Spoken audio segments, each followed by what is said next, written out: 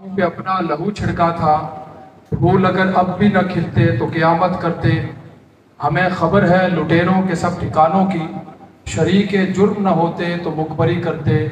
कि मोहब्बत तो सियासत के चलन छोड़ दिए, हम अगर इश्क़ सहाबा न करते तो हुकूमत करते। गलियाँ इस वीराने की, अगरचे तंग बहुत ही राह शहर वफा को जाने की। एक जान थी सो वो भी दे दी, फिर भी रहे शर्मिंदा से। दिल वाले खुद ही लिख लेंगे कहानी इस अफसाने की। इंतहाई वाजिबुल एहतराम, काबिल सद एहतराम, बिलखुसूस दूर दराज से तशरीफ़ लाए हुए मुफक्कर इस्लाम जाहिदुर राशिदी साहब का मैं पूरी जमात की तरफ से शुक्रिया अदा करता हूँ। और जितने भी आप अहबाब यहाँ पर चल कर आए हैं, मैं आप तमाम अहबाब का पूरी जमात की तरफ से शुक्रिया अदा करता हूँ। बिलखुसूस दारुल उलूम के जो असातिज़ा यहाँ पर तशरीफ़ फरमा हैं, बिलखुसूस मुफ्ती जावेद अख्तर साहब, मुफ्ती मौलाना अब्दुल्ला उमर साहब, मौलाना नज़ीर साहब, और भी जितने अहबाब यहाँ पर बैठे हैं, मैं तमाम अहबाब का बड़ा शुक्रगुजार हूँ। और मेरे क्लास फेलो भाई अनीस भी यहाँ पर तशरीफ़ फरमाए। तो आज का दिन सिर्फ और सिर्फ हमने ये प्रोग्राम इसलिए किया, इससे कबल भी इस्लामाबाद होटल के अंदर MSO पाकिस्तान ने हज़रत को भरपूर खराज ताज़ीम पेश करने के लिए एक पढ़े लिखे लोगों को वहाँ पर बुलाकर उनको गाइड किया कि आज जो शख्स इस दुनिया से तशरीफ़ ले गया है, वो शख्स अपने अंदर एक अंजुमन रखता था, उनको देखकर एक हौसला होता था। आज अल्हम्दुलिल्लाह उनके बेटे भी यहाँ पर तशरीफ़ फरमा है, लेकिन उनके रूहानी औलाद आज पूरी दुनिया के अंदर दीन मतीन की मेहनत के लिए जदोजहद कर रही है। आज के दिन MSO पाकिस्तान हज़रत को भरपूर खराज ताज़ीम पेश करती है और आपसे ये वादा करती है कि जिस नज़रिए के लिए आपने पूरी उम्र लगा दी, इंशाअल्लाह ताला कब्र की पाताल में उतरने तक उस नज़रियात के पहरेदार MSO पाकिस्तान होगी इंशाअल्लाह। फरमाया है, गुफ्तगू करना मेरे लिए बड़ा मुश्किल है, लेकिन सिर्फ 10 मिनट के अंदर MSO पाकिस्तान के नस्बुल ऐन ग़लबा इस्लाम और इस्तेकाम पाकिस्तान, जिसके लिए 23 साल कबल पहले आपके ही इस ज़िले के एक नौजवान कमरुज़्ज़मान चौधरी रहमतुल्लाह अलैह, जो पंजाब यूनिवर्सिटी के अंदर पढ़ा करते थे, उन्होंने 23 साल कबल 11 जनवरी को जुमे के दिन मस्जिद के अंदर बैठ के चंद नौजवानों ने एक सोच और फिक्र के तहत एक तंजीम की बुनियाद रखी। उनका ये माटो था कि हम इस पाकिस्तान के अंदर इस्लाम का ग़लबा चाहते हैं और पाकिस्तान के अंदर इस्तेकाम चाहते हैं। इस उन्वान को लेकर उन 6 से 7 नौजवानों ने इस तहरीक की बुनियाद रखी और अल्हम्दुलिल्लाह आज 23 साल गुजर चुके हैं। MSO पाकिस्तान अपने कदम आगे बढ़ाते हुए जिस मकसद के लिए ये तंजीम बनाई गई थी, उस मकसद के लिए जदोजहद के लिए मुझ समेत हर कारकुन अपनी जिंदगी उस नजरिए के ऊपर लगाकर आज पूरी दुनिया के अंदर उस पैगाम को लेकर हमारे नौजवान जा रहे हैं और हर एक की दहलीज पर, हर एक के दरवाजे के ऊपर दस्तक देकर उन नौजवानों को उस दीन मतीन के लिए तैयार करने के लिए जदोजहद कर रहे हैं। मेरे दोस्तों, इस दुनिया के अंदर 2 ही कौमें हैं, हर एक कौम का अपना नजरिया है, लेकिन आज पाकिस्तान के अंदर बिलखुसूस और मुसलमानों के अंदर आज एक नुक्ते के ऊपर जमा करना बड़ा मुश्किल है। जो कौम एक नजरिए के ऊपर, एक नस्बुलैन के ऊपर जमा नहीं होगी, वो कभी कामयाब नहीं हो सकती। हम यहूदियों को गालियां दे देते हैं, हम उनके ऊपर लान तान करते हैं, इस्लामाबाद के अंदर हम उनके परचम नजर आतिश करते हैं, ये एक अपनी जगह पे है। लेकिन जब हम अपने दुश्मन को देखते हैं कि उसने अपनी कौम को एक नजरिए पर कैसे खड़ा किया, तो जब आप मुताला करेंगे तो आज से चंद साल कबल पहले उन्होंने अपने लोगों को जमा किया और जमा करके उसका उन्वान ये रखा कि आज हम तौबा करके अगली मंजिल की तरफ रवा दवा होंगे। उस एक शख्स ने अपने सारे यहूदियों को बुलाया जो सबसे बड़े ताजर थे, आलिम थे, पढ़े लिखे लोग थे। उनको बुलाने के बाद उसने 28 मिनट की गुफ्तगू की और उस गुफ्तगू के अंदर उसने ये कहा, जो 2 सिगरेट की बड़ी कंपनियां जो पूरी दुनिया के अंदर वो सबसे बड़े ताजर थे, उनको खड़ा किया और खड़े करके ये कहा कि आज तुम्हारा जो कारोबार है पूरी दुनिया के अंदर फैला हुआ है, तुम अरबों खरबों रुपए कमा रहे हो, लेकिन मेरे एक सवाल का जवाब दो कि इन पैसों का तुम्हें, तुम्हारे फैमिली को और तुम्हारी ऐशो इशरत के अलावा हमारी कौम को क्या फायदा है? وہ خاموش ہو جاتے ہیں اور سب کو مخاطب کر کے کہتا ہے کہ تم ہر ایک اپنے لیے اپنے گھر والوں کے لیے لگے ہو لیکن اپنی قوم کے لیے کچھ نہیں کر رہے۔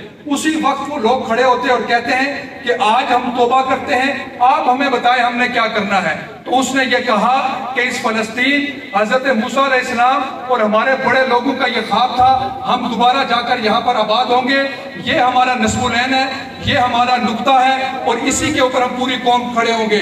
پھر دنیا نے دیکھا کہ انہوں نے اتنی بڑی عزت، احترام اور عیش و عشرت کی جو زندگی تھی اس کو چھوڑنے کے بعد وہ جا کر وہاں خیمے لگا کر بیٹھ گئے اور انہوں نے اپنے نصب العین کو اپنی منزل بنا لیا۔ اگر کسی خاوند کی بیوی نہیں مانی اس نے بیوی کو چھوڑ دیا، کسی نے بچے نہیں مانے اس نے بچے چھوڑ دیے، کسی کا آرام نہیں تھا وہ آرام چھوڑ کر اس بستی میں آباد ہو گیا اور اپنا ایک نظریہ فٹ کر دیا۔ اور پھر دنیا نے دیکھا کہ آج فلسطین کے اوپر انہوں نے کس قدر ظلم کر رہے ہیں کہ اس بیت المقدس کے اندر ہماری مسلمان بہنوں کی چادریں پامال کی جاتی ہیں، کوئی ان سے پوچھنے والا نہیں ہے۔ اس قوم نے ایک نظریہ دیکھ کر اپنے لوگوں کو کھڑا کر دیا۔ ہمارا سوال یہ ہے کہ آج مسلمان قوم ایک نقطے کے اوپر کیوں نہیں آ رہی ہے؟ آج ہماری قوم ایک نصب العین پر کیوں نہیں آ رہی ہے؟ MSO پاکستان پوری دنیا کے نوجوانوں کو یہ دعوت فکر دیتا ہے کہ ہمیں ایک نصب العین پر آنا پڑے گا، ایک نقطے پر آنا پڑے گا۔ اس عالمگیر سوچ کے لیے پھر میں نے اور آپ نے محنت کرنی ہے۔ پھر مسلمان قوم کا عالم ہو، کالا ہو، گورا ہو، غریب ہو، امیر ہو، پڑھا لکھا ہو، ان پڑھا ہو، کسان ہو، مزدور ہو، سیاستدان ہو، سائنسدان ہو، عربی ہو، اجمی ہو، ہر ایک کو اس نصب العین کے لیے کھڑا ہونا پڑے گا۔ اپنی ذات سے لے کر، اپنے گھر سے لے کر، اپنے معاشرے سے لے کر اس ایک نصب العین کے لیے پوری قوم کو کھڑا کرنا پڑے گا۔ وہ قوم کی نظریہ کیا ہو سکتا ہے؟ وَالَّذِي أَرْسَلَ رَسُولَهُ بِالْهُدَى وَدِينِ الْحَقِّ لِيُظْهِرَهُ عَلَى الدِّينِ كُلِّهِ۔ یہ آیت MSO پاکستان نے اپنا نصب العین بنایا ہے۔ اس کے لیے MSO پاکستان اپنی دنیا کے نوجوانوں کو یہ دعوت فکر دیتی ہے کہ ہم نے اللہ کے نبی کے طریقے پر چل کر، ہم نے صحابہ کرام کے طریقے پر چل کر انشاءاللہ تعالی پوری دنیا کے اندر نظام مصطفیٰ کو قائم کرنا ہے، نظام مصطفیٰ کے لیے جدوجہد کرنی ہے۔ یہ جوانیاں نصب العین کو کے لیے قربان کرنے کے لیے میں نے اور آپ نے تیاری کرنی ہے۔ خدا کی قسم صرف نیت کی بات ہے، کوشش کی بات ہے۔ جس طرح بدر کے اندر 313 سے انقلاب لایا تھا، انشاءاللہ تعالی ان نوجوانوں سے پاکستان میں بالخصوص اور پوری دنیا کے اندر انشاءاللہ تعالی قرآن و سنت کے نظام کے لیے وہ دنیا اس کو ایکسپٹ کرے گی اور ایک وقت ضرور آئے گا جب پاکستان کے اندر اور پوری دنیا کے اندر انشاءاللہ تعالی اسلام کی بہاریں ہم دیکھیں گے۔ اس کے لیے MSO پاکستان جدوجہد کر رہی ہے، کالجز، یونیورسٹی اور مدارس کے طلباء کی نظریاتی اور تعمیری محنت کر رہی ہے۔ جب تک ہم ان عہدوں کے اوپر نہیں بیٹھیں گے، DPO سے لے کر، آرمی سے لے کر، پروفیسر سے لے کر، بیوروکریٹ سے لے کر سینٹ اور ممبر قومی اسمبلی تک، جب تک آپ کے لوگ نہیں جائیں گے اس وقت تک جہاں سے قانون سازی ہوتی ہے اس وقت تک ہم کبھی اپنے حقوق کی جنگ نہیں لڑ سکتے۔ MSO پاکستان پورے مسلمانوں قوم کو جگانے کی خود بھی کوشش کر رہی ہے، اپنے نوجوانوں کو بھولا ہوا سبق یاد کروا رہی ہے۔ انشاءاللہ تعالی ہماری یہ سوچ ہے کہ اس پاکستان کے اندر ہم وہ وقت ضرور لائیں گے جب صدر پاکستان اذان دے گا اور وزیر اعظم مصلی رسول پہ کھڑا ہوگا انشاءاللہ۔ اس کے لیے ہماری جدوجہد ہے، کوشش ہے اور ہم اسی کے لیے دن رات ایک کیے ہوئے ہیں۔ ہمیں لوگوں نے کہا کہ تم وقت کا ضیاع کرتے ہو، ہمیں یہ کہا گیا 22 سال پہلے کہ پاکستان کے اندر یہ نہیں ہو سکتا کہ تم کیسے نوجوانوں کو تیار کرو گے۔ رب کعبہ کی قسم میں آپ کو بتاؤں کہ مظفر آباد یونیورسٹی سے لے کر کراچی یونیورسٹی تک، اللہ کی قسم گلگت سے لے کر KPK تک کوئی ایسا نوجوان نہیں ہے جس تک ہم نے یہ پیغام نہیں پہنچایا۔ اور آج بھی اللہ کا شکر ہے کہ جن یونیورسٹیوں کے اندر گانے بجانے کی محفلیں ہوتی تھی، جن یونیورسٹیوں کے اندر ناچ گانا ہوا کرتا تھا، جن یونیورسٹیوں کے اندر گانے کی محفلیں کرایا کرتے تھے، MSO پاکستان کے ورکروں نے وہاں سیرت مصطفیٰ کے پروگرامات کروائے۔ ان یونیورسٹیوں کے اندر اپنے نوجوانوں کو بھولا ہوا سبق یاد کروا کر ابو بکر صدیق کی صداقت کے ساتھ ہم نے ان کو لگایا، ہم نے فاروق اعظم کی عدالت کے ساتھ ساتھ لگایا، عثمان غنی کی سخاوت کے ساتھ لگایا، حیدر کرار کی شجاعت کے ساتھ لگایا، حسین کریمین کی شہادت کے ساتھ لگایا، سیدنا امیر معاویہ کی سیاست کے ساتھ لگایا، اور اپنی بچیوں کو ماں عائشہ صدیقہ کے اس پاک دامن دوپٹے کی طرف لگایا۔ آج بھی الحمدللہ ان گھٹاؤں کے اندر ایم ایس او پاکستان یہ چراغ جلائے ہوا ہے۔ میں یہ سمجھتا ہوں کہ ہم آج تک کامیاب نہیں ہوئے ہیں، لیکن میں نا امید نہیں ہوں، اور رب پہ بھروسہ کر کے کہتا ہوں کہ وہ وقت ضرور آئے گا کہ انشاءاللہ تعالیٰ ان یونیورسٹیوں کے اندر ہم مخلوط تعلیمی نظام لائیں گے۔